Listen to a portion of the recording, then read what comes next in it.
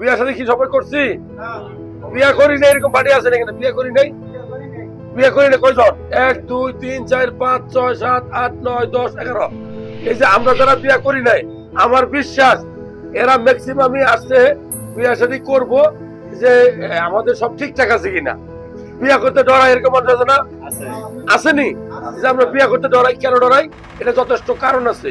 কারণ আছে, আমি গত 10 বছর কি করছি?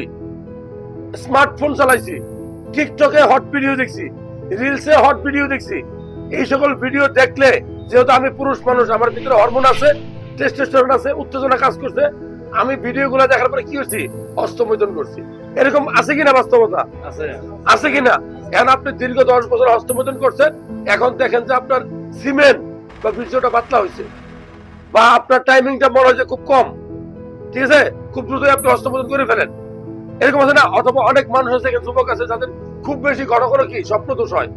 এখন আপনারা চিন্তা ভাবনা করে গেছেন যে আমি যে বিয়ে করবো, একজন মেয়ের যে আমার ঘরে আমি আনবো, তারা কি সম্মানের সহিত রাখতে পারবো কি পারবো না? এটাই তো বাস্তবতা।